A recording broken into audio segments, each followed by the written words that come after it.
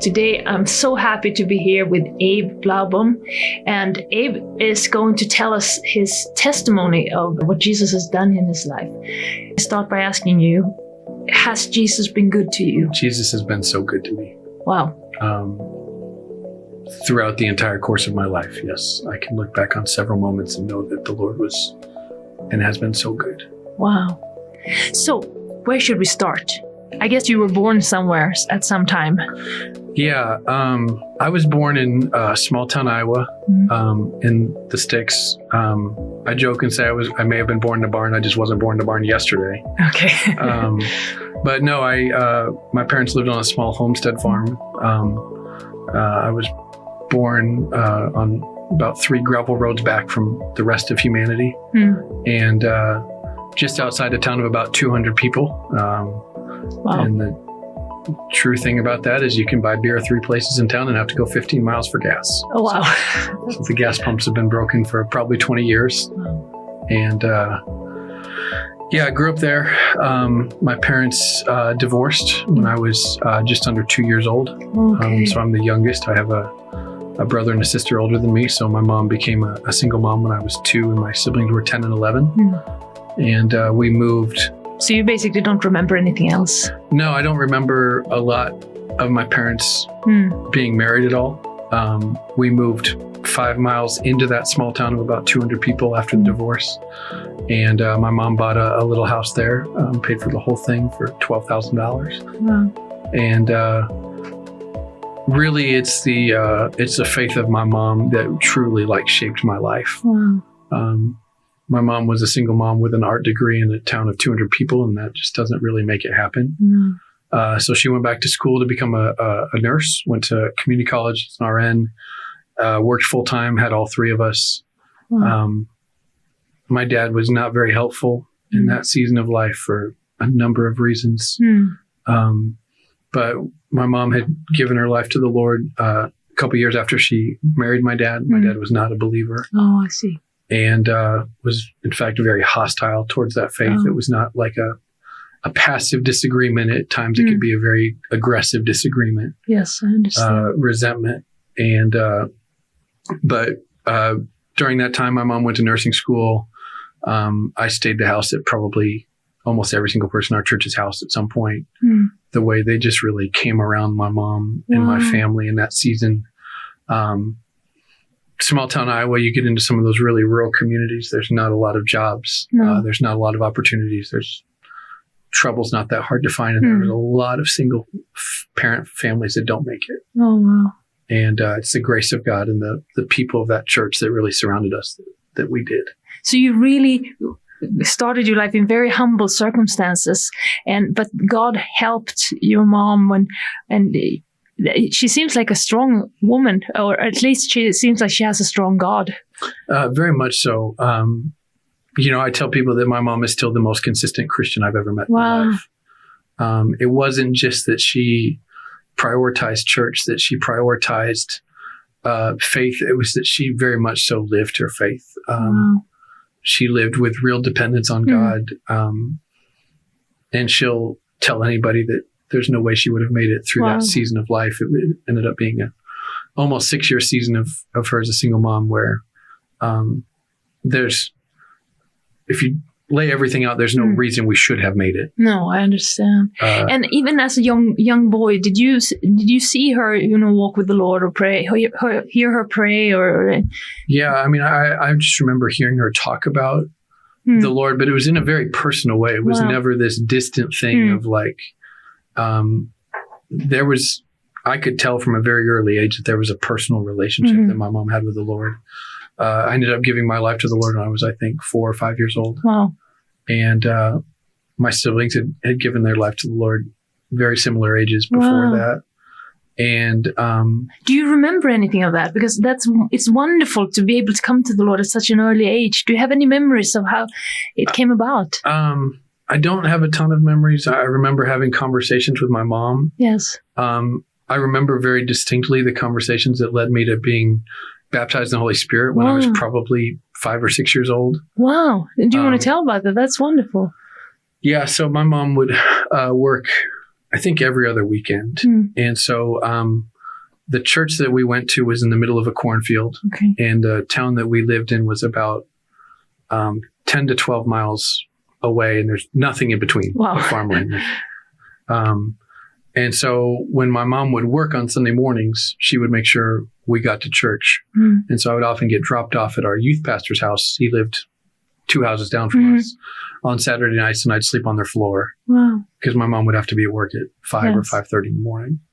And I remember he very distinctly, as he would pray with me, and he had 2 little girls about my age, he would pray with us before bed. And I remember him just talking about the baptism of the Holy Spirit and the gift of tongues. And then I remember a short time later that happening in my life, and Wow. It being a very integral part of my life Wow. ever since. And I think that is so amazing. I mean, sometimes I think we underestimate children. And we think that we need to talk to them we have to accommodate so much that we almost lose out of everything. You know, Sure. we might say that Jesus is our best friend, and then we stop there because we don't think they can handle more. But I mean, in your life, we've seen proof that, you know, you can get a personal relationship with Jesus at a very young age, and you can get filled with the Spirit, even though you might not understand everything about it. And I think that is, and also the fact that your mom was such a great example for you. Oh, that also places a great importance of taking our children seriously and their walk with the Lord seriously. And what happens in the home, that they could actually, I mean, you're sitting here as a grown man, and you can still look back and see how important that influence has been in your life. I think that's beautiful. yeah, I mean, it truly shaped so much of my life. Because I watched so many church kids that I grew up with going to church, going to camp, summer camp with, having experiences with the Lord with, that no longer walked with God. And I don't mean to put it all on their parents by any means, but I know there were some tremendous inconsistencies I understand. in the messaging. Yes. And I am so blessed that the messaging from my mom, not that she was perfect by any means, but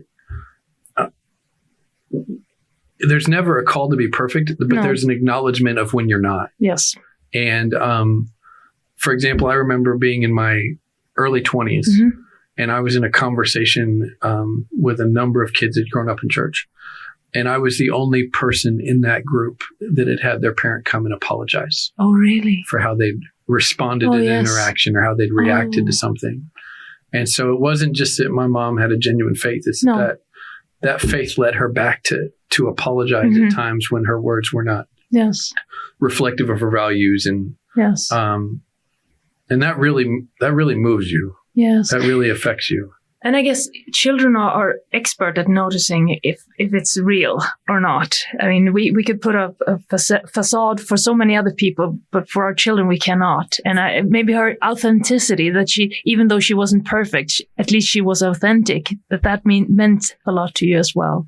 Absolutely. It was very real. Yes. And it was just very clear that there was no disconnection between what she was saying and encouraging what she was living. That was beautiful. And even, you know, largely the greatest example she lived that out on is the way that she talked about my dad. Wow. And the way that she had the things that I found out later in life and the circumstances around the divorce.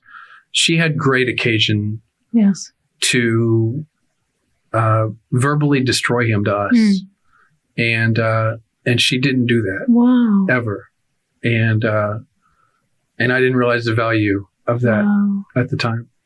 Oh, that's beautiful. Do you want to talk some more about your dad, or is that you tell me? Yeah, no. It's just a very complicated thing. It's very hard. You know, I grew up hearing my dad talk probably around the age of when I was 10. Understanding the language of some of the mental illness that he struggled with, pretty severe depression. My dad in the 70s had been in Thailand doing Peace Corps work and been bitten by a mosquito. Got a very rare brain disease that nearly took his life. And then he was in a coma for several days. And it just fundamentally changed. This is everything I can gather. It fundamentally changed who he was as a person. And so he met my mom on the other side of that. And so the best way I can describe how hard it was is that my dad so closely identified with who he was before the disease, and we all lived with the reality of who he was. Oh, I understand. After. And that was, hearing stories about him being very social, very extroverted. And then my experience was with someone who was tremendously reclusive, very insecure of other people's thoughts, opinions of him. And it just really shaped him. My dad was very bitter because of that disease. And I think some of that bitterness he took out on God. He was not walking with the Lord at the time of his, he was largely going through the process to become a Buddhist priest in Thailand. Oh, really? But God seemed to take the brunt of the blame for the shell of his life that was left. And I guess when he struggled with so many things on his own, it was probably not easy for him to be the father you needed either. Yeah, very much so. When the divorce first happened, all three of us would go a weekend to spend with him. And from what I understand, my dad communicated that was too much for him. He couldn't handle all three of us. And because there was such a large age gap, it's hard to entertain an 11 and 12-year-old and a 3-year-old at the same time. And so it eventually got to where my siblings would go, and then I would go on a different weekend by myself. And in some ways, that really cultivated a close relationship with he and I. But in other ways, it really set me up for failure in the fact that there was nobody else there for some of the things that took place. The weekends where my dad was very depressed and couldn't get out of bed. And as a 10-year-old, I don't know how to process that. I don't know how to, I'm on a 40-acre farm in the middle of nowhere. I don't have anywhere else to go. No. I don't have a phone to call. And you just internalize that. Yes, and the only logical conclusion you can come to is it must be me. And so, that really, between that and then my dad was full of bitterness and vileness towards my mom, that he was either at times incapacitated in bed or filling my brain with the atrocities of my mom, whatever he felt.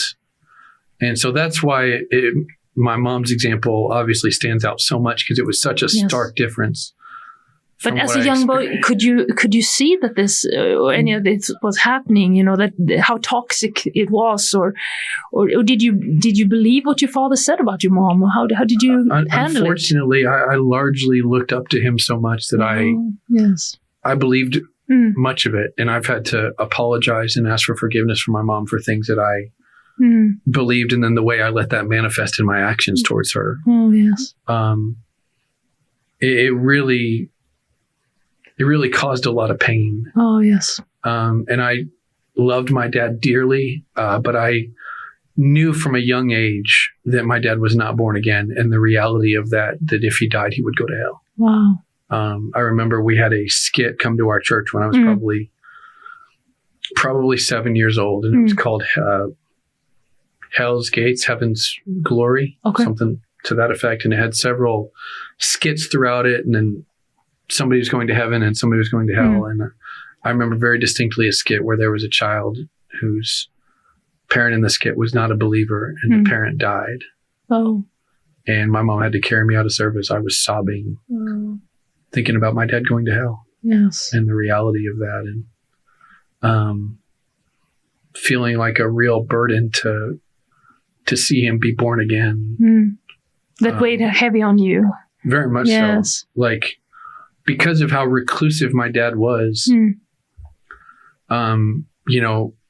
as I got older on my weekends there, he would take me to a Unitarian church, which is about the wildest stuff you've ever experienced. I can imagine. And I use the word church very loosely there. Just weird beliefs, and no mention of Jesus or the Lord or any of that. And just really struggling with like, where else is he going to hear the gospel? Oh, yes. It's not like he goes out and has all these other relationships.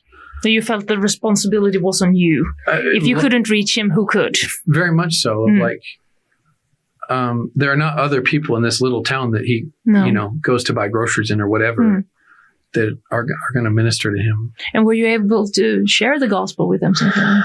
At times, but I would suffer pretty tremendous persecution. Oh, yes. From him. He would call me brainwashed or, because my mom had drug us off to a cold, of course. And so later in my life, I don't think people understand that, like, I really got solidified in my faith because I had to defend it to my father at like 10, 11, 12 years old in a way that he was ruthless. Yes. There was no kindness in that. He could be very demeaning and very abrasive and just truly violent with his words. And so that really like settled my relationship with the Lord, was really the Lord watching over me. Wow. And isn't it amazing how this is very dark and destructive, but God can still use it to solidify you in your walk with the Lord. God can really take anything and make beauty out of it. Wow. But how long did this go on? And it must have, you're a human being, of course, growing up with this affects you. It affected me greatly. As I got older, I watched my brother and sister have moments where their relationship with him deteriorated, and I never understood. I was always very defensive of him. And there were obviously very painful moments in there.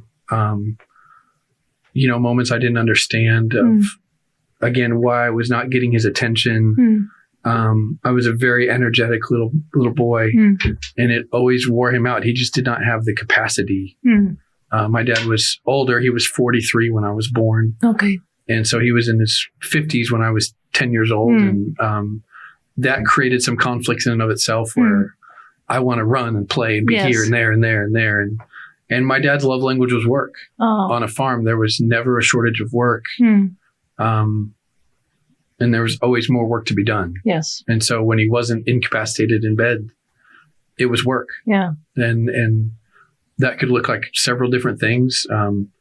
It built in me a tremendous work ethic. Yeah.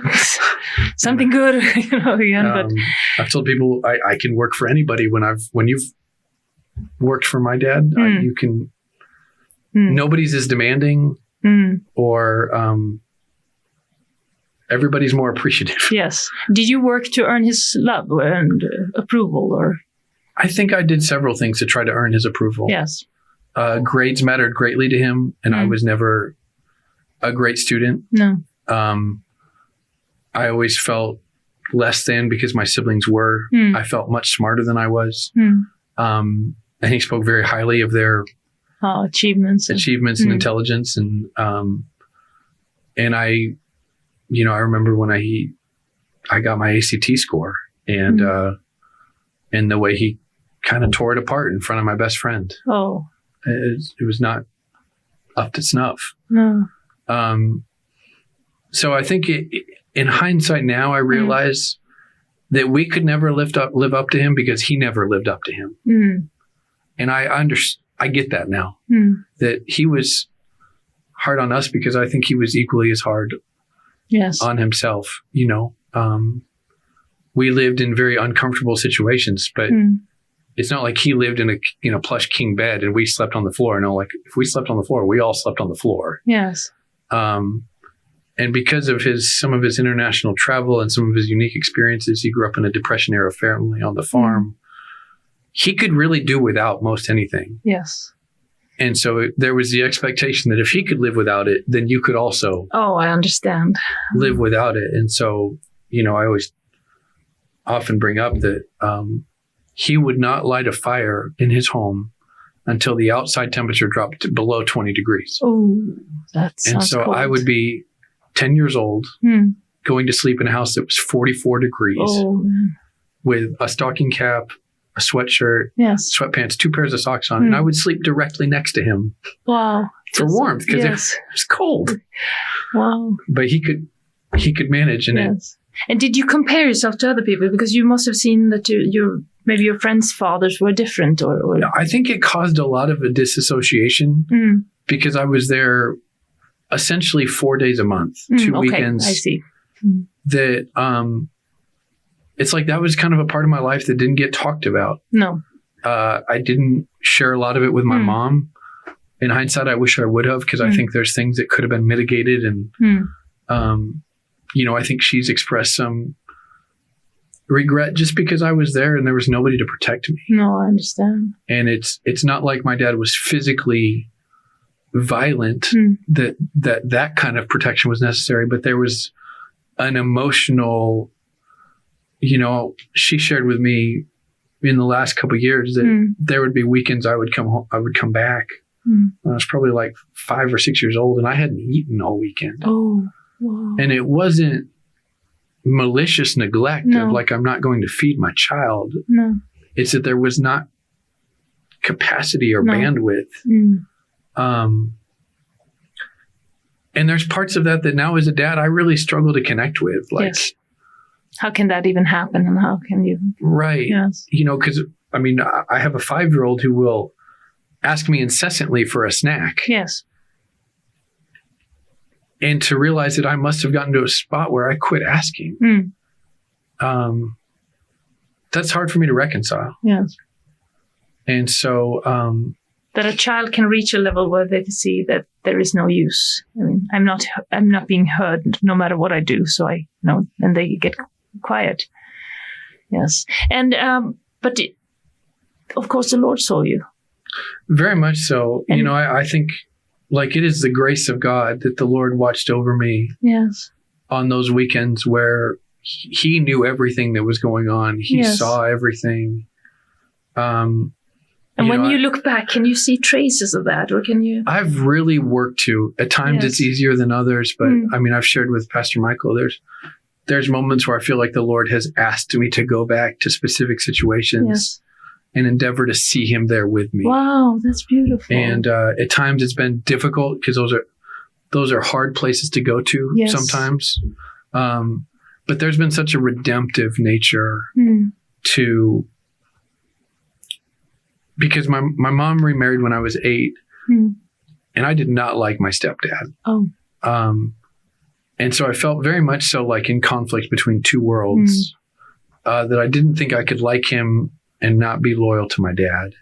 Oh, I see. And so then I kind of found myself like kind of alone in the middle. You didn't belong in any of those spaces. Yes. And so I certainly knew that like with my mom and stepdad, I was safe. It was just a completely different atmosphere. I lived in two very different worlds. And I didn't feel very open or have a lot of outlets to share what those two worlds were like. And so my life really changed at 13. Okay. I had a youth pastor come into my life. He was my brother's youth pastor towards the end of his time. And we had this moment, and I'll never forget this moment. I was 12, and I was in 6th grade, and it was the summer before I went into 7th grade. And 7th grade when I would join the youth group. And it was a Sunday afternoon, and several of us had gone to the lake. And we did a lot of stuff as Pastor Mike and his wife Tina. And we did a lot of stuff with them as a family. And we're at the lake, and I'm not being very kind to my mom, and I'm being very mouthy to her. And I'll never get it because Pastor Mike looked at me and he said, "Hey, you are not going to come into my youth group and talk to your mother that way." Wow. And I was like, who are you to talk to me about how I talk to my mom? And, but it really like set a tone in our relationship that he really called out things in me. I feel like he believed in me before there was a lot to believe in. Wow. And he really became the father figure that I really clung to. Wow. He's the one who married my wife and I. Wow. He goes by Poppy to my children. Pastor Mike is again like was a youth pastor, a big big pillar in my life and faith. Wow. But again, a very, very consistent person who said it, who lived it. Wow. And that dramatically affected my life. So that's amazing how God saw you and placed someone there to meet some of the needs that your physical father couldn't. For sure. And there were several men. I look back at so much gratitude at the church we grew up in. Yes. Because there are so many men who invested in my life who didn't have to. There was nothing in it for them. But they truly wrapped their arms around me. They would take me to events. Yes. Many of those men that I've been able to really express my gratitude as an older, as I've gotten older, to tell them truly thank you, because I understand more the magnitude of what they did. Yes. And how deeply it affected my life. Again, I think we see this, that, I mean, children they're important. I mean, we should not just put them away in a program. For sure. But because what's happening in their lives in these ages will result in, will cause the people they turn out to be. Absolutely. And we're going to live with these people. So no, it's beautiful to see how someone reaching out to a young little boy and how that affects his life.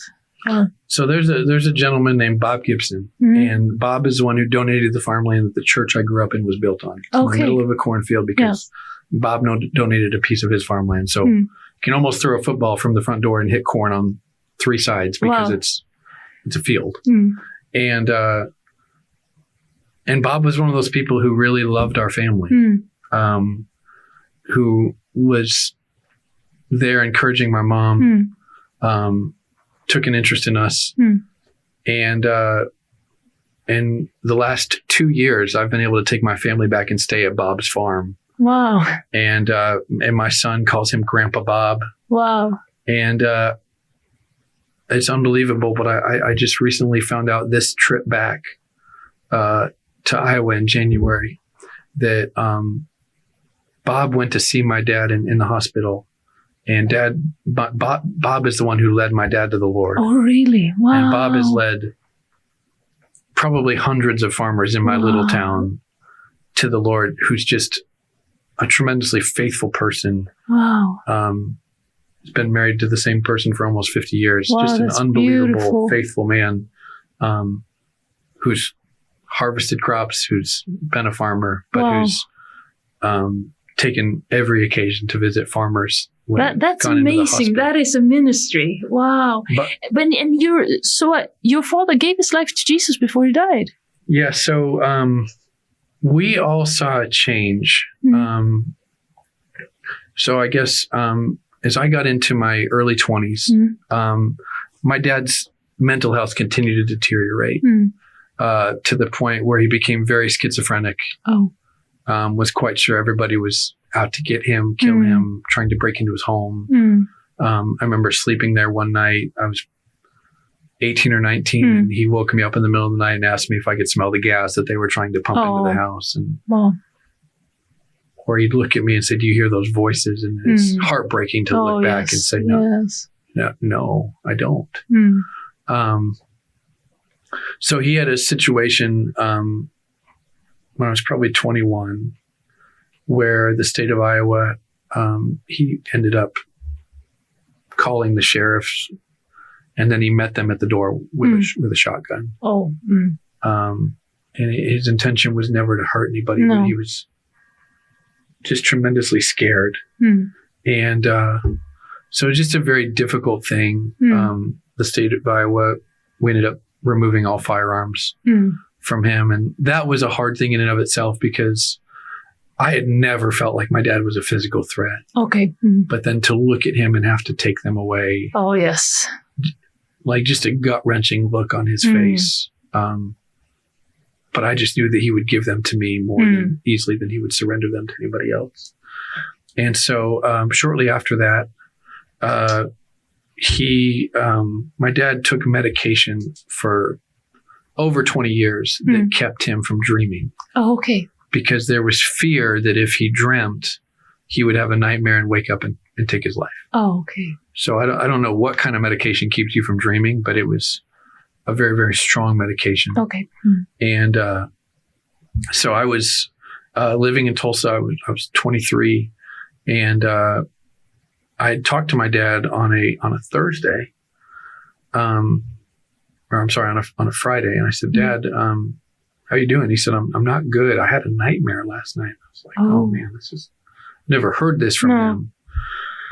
So he describes this nightmare, and it's hard to understand. And I was at work at the time. I was on my break. I worked at Target. So I said, "Can I call you back after work?" And so I called him back, and there was just a boldness that rose up in that I was at such a much more secure place in my faith. And I remember telling him, I said, "Dad, you have got to quit running from God. Wow. You're the most fearful person I've ever met in my life. And the Lord desires to be there with you. Wow. You don't have to be alone." Wow. And it was the first time I offered to pray with him, and he allowed me to pray with him. Well, that's beautiful. So the next day we find out that my dad had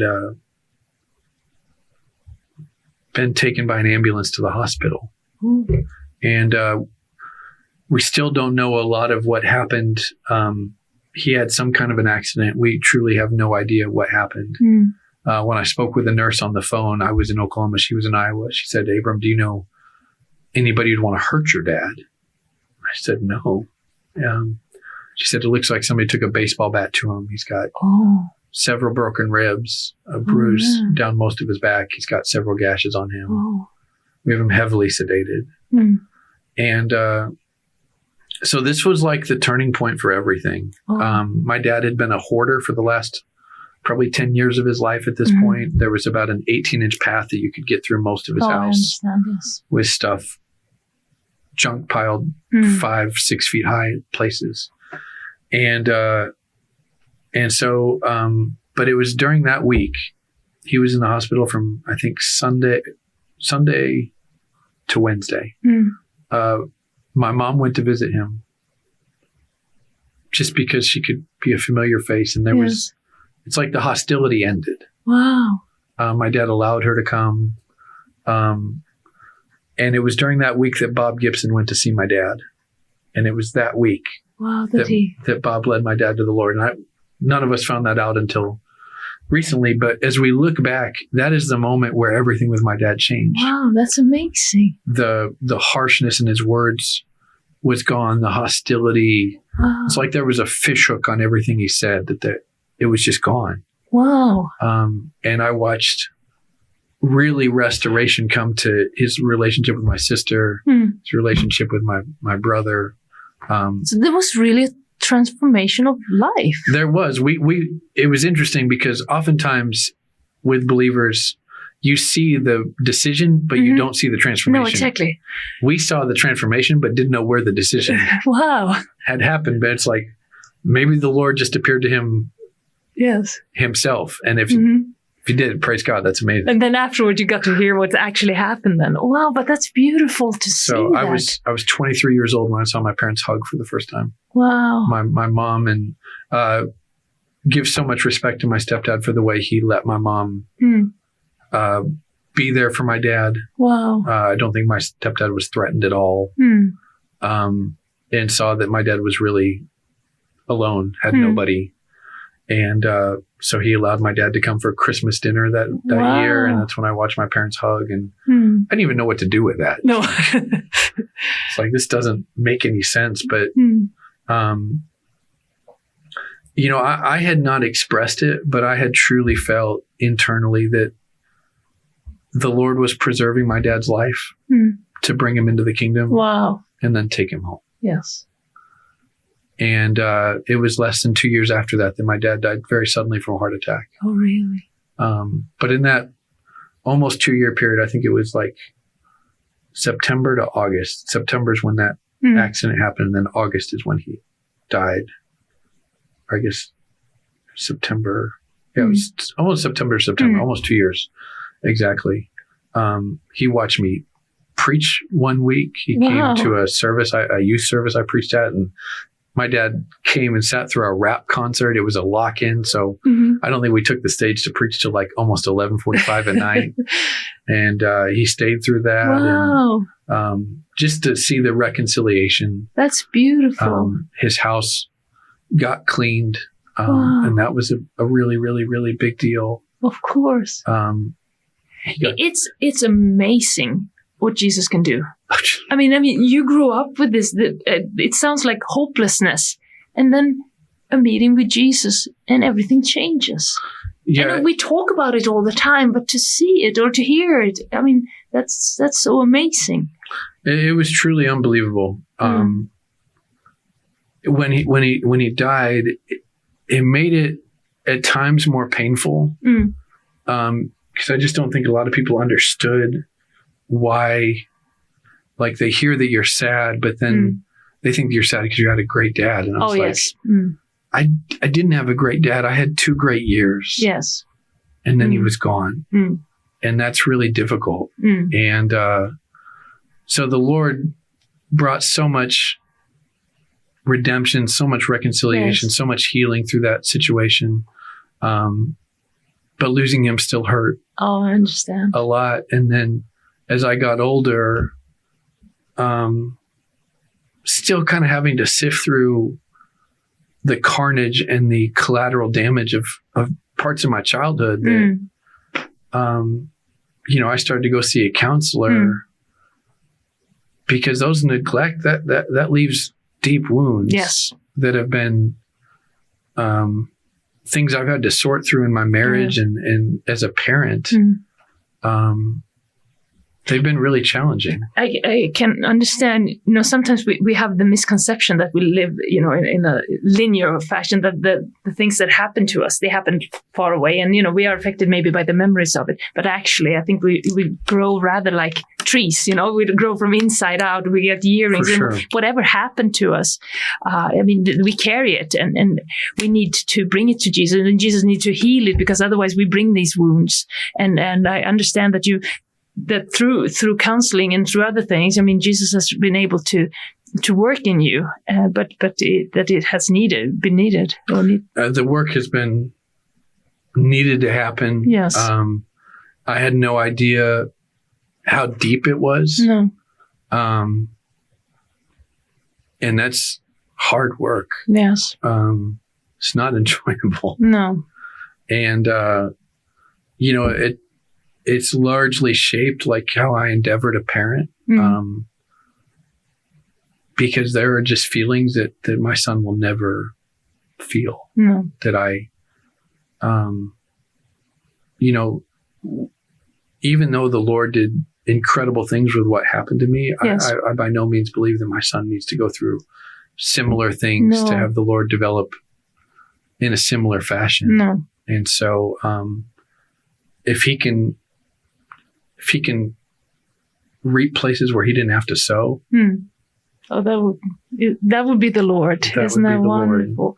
But you're not alone in this, of course, going through this and having these things happen to you because you were innocent in this, but these things happen to you, but still you have had to carry the consequences of it. What would you give for advice for people who have these wounds that they carry and that they affect their marriages or their raising of children? Where do you start? What do you do? Well, I heard a quote that said, even though it may not be your fault, the healing is your responsibility. Oh, yes. And responsibility in the fact that I think largely, especially if I'm going to speak for men, most men, if their dishwasher breaks or their washing machine, they'll watch YouTube videos. They'll figure out the tools that they need to go get it fixed. Yes. I pray that we have that same fervency on things on our emotional being and who we are is like the childhood of I realize I don't have that tool. I need to figure out where to go get that tool. Yes. I need to go see a counselor. I need to talk with my pastor. I need to talk with my friends. Because when you get healing and get whole, everybody in your life benefits from it. Oh, that's true. In the same way that when you're not, everybody is affected by your lack of wholeness. Yes.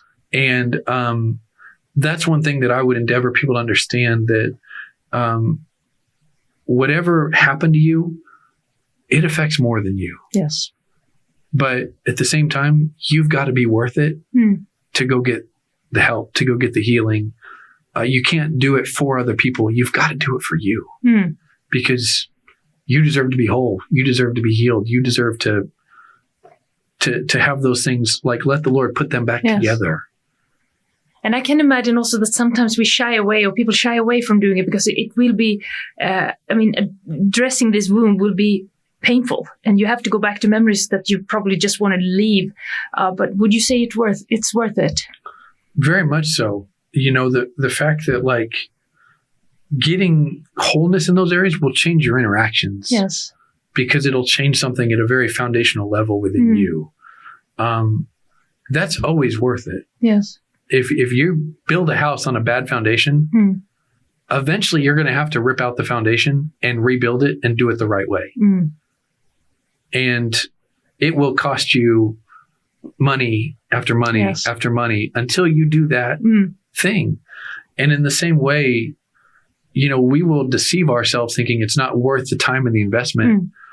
If you start calculating the time and the things that you've lost in the meantime, man, putting in the work, whatever that looks like, is so worth it. Yes. For what the payoff will be, because the payoff is generational. Oh, yes, that's true. The payoff is not just for me, and then when I go in the grave, that ends. No. Because the legacy that I'm leaving is that my son will be able to look at my life and know that even when there's brokenness, I can go pursue wholeness. Yes.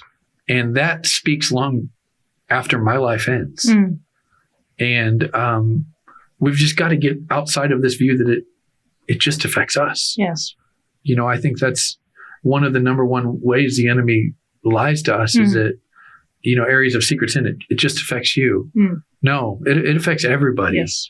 Because it affects all of you. There's not this segmented part where it only affects this part of you. It's like, no, when that gets into your bloodstream, it affects all of you. And similar with childhood wounds and trauma, it comes out in a lot of different areas. And sometimes you won't understand it. And you'll start, you know, sometimes you think you went after a root that big and you find out they're like, oh my gosh, the root's way bigger. But then you also realize that the person on the other side of that is. Yes. And I mean, I can imagine also that if you don't deal with it, it's probably contagious. I mean, you pass it on. You were the victim of this, but you will be the instrument of passing it on if you don't deal with it as well. And you know, this unintended consequences, but by letting it go or thinking that, just leave it there, that we have a responsibility not to pass it on to our children or to burden down our marriages with it and things like that. So God bless you for doing that and for working hard with it. And have you come to a better place now, you think? For sure. I mean, I feel like I'm in a very different place than I was 5 years ago. You know, and I think also as my children grow, I have a 5-year-old and an 18-month-old. They require more of me as they grow, not less of me. No. And so any work I do to extend and enlarge my capacity to be there as a parent, to be emotionally available. Because I would say that's largely like the chief sin of my father is that I was emotionally abandoned. Yes. More than the food neglect, any of that. I was emotionally abandoned by someone who was meant to be a primary caregiver. And that just took a very, very deep root in me. And so even just trying to navigate like how I respond when my son cries or, you know, he has a poor attitude. All of that is stuff that reminds me of like, we've come a long ways and sometimes there's still more to go. Yes, and that's okay too. Yes. And also, I mean, a lot of people, we know that Jesus can heal and Jesus can restore and deliver, and we want it to happen instantly. We would like to just, you know, get someone to pray for us and it's gone. But I think some of these things that have taken a long time to hurt us and harm us, also God will use other people, and God will use a process, and it will take time to get healing, and we need to have patience for that, and also to be willing to do that work. And I think also encouraging people, like, you got to open up. Yes. Some of that stuff just has to get out. And if you're not ready to see a counselor, that's fine. Get with your best friend. Yes. Get with your spouse. I mean, there's several things where even just being able to share them with my spouse, with my wife, and inviting her into that has done a tremendous amount. Wow. And similar with her, when we've allowed ourselves to not be alone in those situations, because I think that's one thing that's really big. You can't choose what happened to you, but you can choose whether you go through it by yourself. Yes, that's true. And the down payment is always going to be vulnerability. Yes. I think and that comes with risk, of course. For sure. Up, yes. And absolutely, I've been burned by times in my life where I've shared my story and it's been taken advantage of. But the healing that's come from those other situations has far outweighed anything that anybody's done to hurt me. Wow. With it. And it's so interesting. I think many people wants to be brave, and we think that keeping it in is brave, but actually being vulnerable and taking that risk is true bravery. To be able to open up and to risk, what will people think about me, and being vulnerable and showing emotions. That is bravery. Yeah, because I think there's a real piece of it where it's like no longer letting that area define you. Yes. I had a moment with the Lord a couple years ago where I feel like the Lord really helped me differentiate between my past and my testimony. And the Lord shared with me that your testimony is not the house you grew up in, it's the house you live in now. Wow. And your testimony is not the dad that you had, it's the dad that you are. Wow, that's beautiful. And so I think we all have to get to a point where to embrace healing, there has to be a letting go of what happened. And I think at times we really enjoy, or I don't know if enjoy is the right word, but appreciate some of the things that come along with carrying hurt. Oh, yes. And the attention and the care that can come with that. But I think often back, and this is probably like the number one testimony I would say about my mom, is when when Shadrach, Meshach, and Abednego came out, it says the smell of fire was not on them. That's amazing. And I just firmly believe that you don't have to smell like what you went through. That's true. And, my mom, it's so interesting because there's times where she's endeavored to reach out into the lives of single mothers. And their response has been, you don't know what I'm going through. Wow. Because of the work of Jesus in her life. Has restored her so. Has restored her to a place where she doesn't look like she's come out of that season of life. And I've endeavored to have the same testimony in my life, that people meet me and they don't automatically think of like, oh man, rough childhood, rough home, whatever. Because the work of, I don't want to smell like that anymore. No.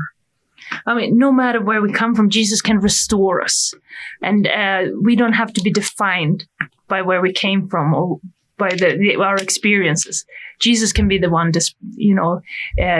defining us. Absolutely. Yes. I think often of, I used to minister in jails on a regular basis. And one of the favorite things to preach was John 8. When Jesus said to them, he said, you don't know where I came from and you don't know where I'm going. You judge according to the flesh. Yes. But I know where I came from and I know where I'm going. Wow. And I think those are the things that we have to be able to hold in tension. We need to know where we came from. Yes. But we also need to know where we're going. Yes. Amen. And that's wonderful.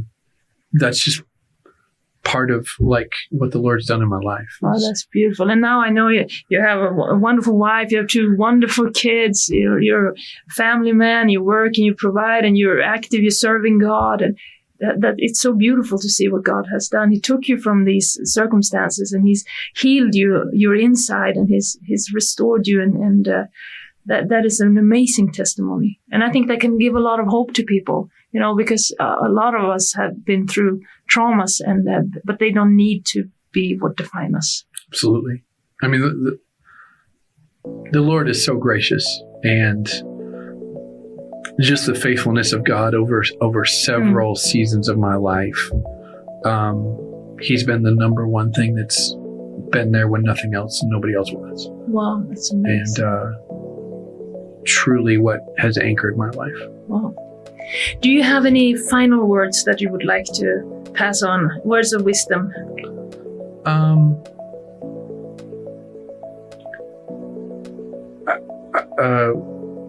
One thing I will say is I think we hear a lot in church about how it is to pursue the Lord. Yes. And I heard a minister say this once, and it stuck with me. And now that I have kids, it sticks with me even more so. I have a little girl. She's 18 months old. And if I pretend to run away from her, she will chase me. And in that moment, she thinks that she's pursuing me, where really it's my instigation that brought her there. And then at some point, I'm going to turn around and I'm going to chase her. And she's going to be so overwhelmed by me turning around, but she's running to be caught. Yes. In the same way that when I run from her, it's to be caught. And I think that's such a beautiful picture of the way the Lord is. He instigates this, but he wants to be caught. And in the same way, like when he turns and chases us, man, it can be overwhelming with like the weight of who he is and how good God is. But to be caught by him is just the best. Wow, that's beautiful. So, thank you for sharing, and it's very encouraging. God bless you. Yeah, thank you so much for the opportunity.